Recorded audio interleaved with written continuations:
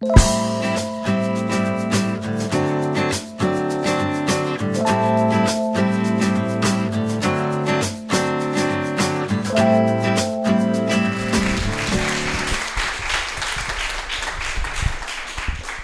guys.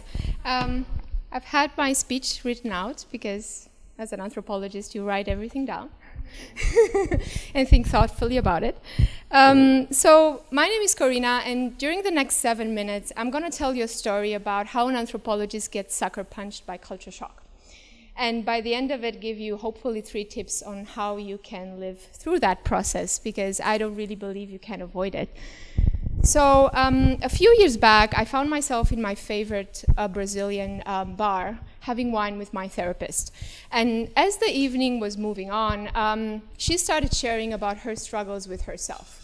And after some moments of the discussion, looking into my very shocked face, she stopped and she said the following. The therapists are the worst of self-reflection, right?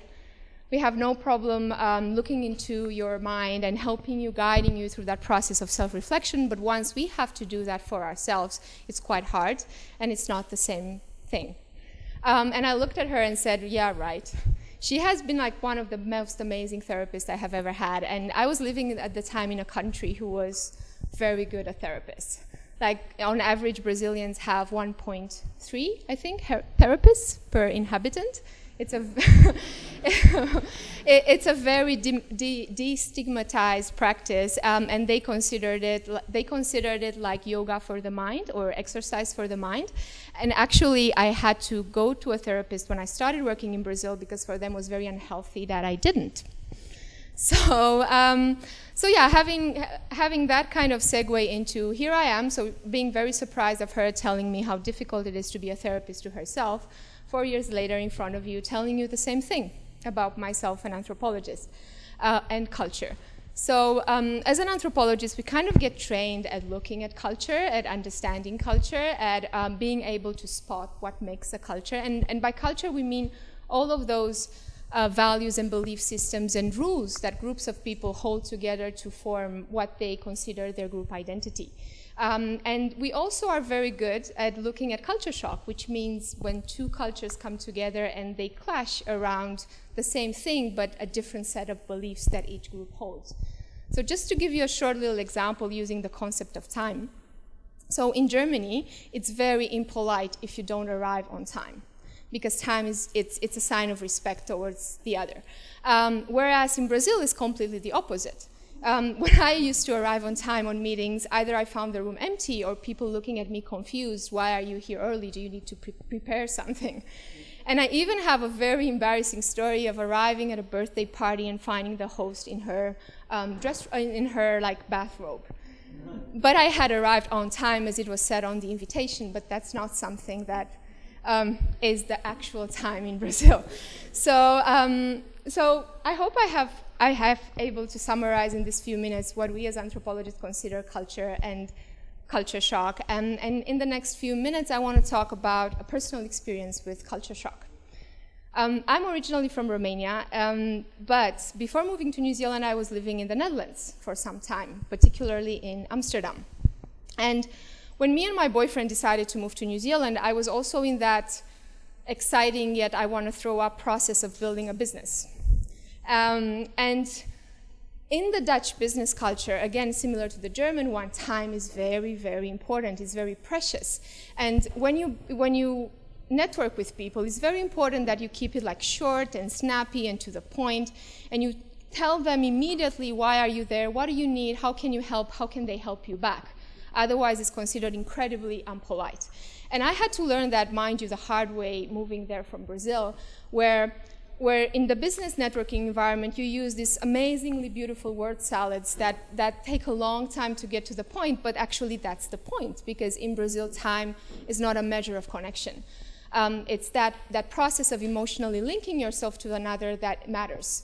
And if you reduce that by wrongly assuming that time is the metric that they look for value, they find you incredibly impolite. So having been in Amsterdam already for 2 years and having trained very heavily in the Dutch art of business networking, I wanted to apply the same logic moving to New Zealand. So right before moving to New Zealand, I started already my heavy networking process. So I had planned a meeting and scheduled with this big director from Trade Me.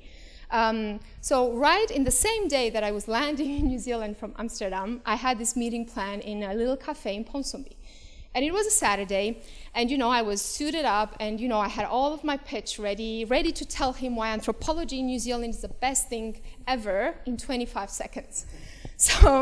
So as I was entering the cafe, I was, rehearsing my pitch in my head and thinking, will he see how jet-lagged I am? Because it has been 27 hours since I slept, and I was really high on coffee and energy drinks. And I see this guy sitting at a table waving super friendly at me, and he was sitting next to his wife and his 3 kids. And this should have been that cultural moment that told me, Dorothy, you're not in Kansas anymore, this is New Zealand. That's not how you do business networking in New Zealand. Look at the wife and the 3 kids. It didn't work. I was there completely blinded to all those cultural cues that as an anthropologist is the first thing that I see when I am analyzing somebody else, not myself. So I went there, did all of my pitch. As you can tell, I have never had a contract with Trade Me. And I also never saw this guy again. I think one of the things around culture shock that I want to leave you with is that nobody's immune to it. And I think culture shock, what it tells you, and if I want to leave you with anything from this talk, is this, that culture shock shows us that our view of the world is not unique, and even more important, it's not the right one.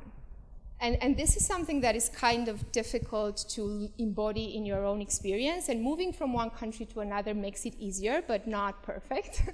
But that's kind of, for me, the key essence of culture shock, that we live in these bubbles of self-awareness where we think that the way we live at the world is the right way, it's the best way because it fits us. And when we meet other people and we clash, that's also an enormous privilege to be able to self-reflect on that and become more aware about how other people live their lives. So my 3 tips on how to not minimize, because it's impossible, how to live through and survive culture shock. I would say the first one is, and I really struggle with this one in my personal life, is talk less and listen more. As a testament to the people that know me, I can talk a lot. Especially when I want to impress in a positive way, right? If you want to engage with somebody, you want to tell them about yourself really, really, really fast so that they like you. And that is really bad when you're dealing with a new culture, because you tend to speak to the things from your perspective, and that leads you into clash, and it doesn't open you up to hearing their view of the world. So I think that would be kind of like my first advice. The second one is search for commonalities first. So culture shock talks to differences, but there are also commonalities between cultures. So it's somehow easier to get accepted into another culture if you find points of intersection with the one that you belong to or with your own values. So for example, for me, I really love volunteering. I used to volunteer a lot, and it's very core also to the Dutch culture. So I used to volunteer a lot in Amsterdam, and I started doing that in New Zealand. And through this kind of, passion for volunteering, which is also kind of core to the New Zealand culture, I started, easing up into the culture from my personal perspective, and it really helped me build good connections. The third one and last one, I'm finishing. Oh, I think I forgot this one now. Oh yes, I remember it. So the third one, again a very hard one, is make less connections but spend more time with them. I think one of the things that when you come to a new part of the world and you feel extremely lonely, and it's very normal, and you tend to rush into networking. I want to meet everybody, I want to find 1,000 friends. And that's very difficult because you don't give enough time, and those first interactions, they're always the ones that give you surface knowledge. And the knowledge that goes to the surface is always the extreme one, that either is in differences. So the culture shock is the first thing you experience with someone that if you just meet them once. But if you give them time and you come back again and again, then you start understanding the person in their complexity, they start opening up, and it's easier for them to understand you beyond the differences and to get to kind of like a more human type of connection where we understand that we're different, but we kind of still like each other. Sorry, did I go too much? Oh, thank you guys. It was really hard to fit all that in 7 minutes, and I hope I did.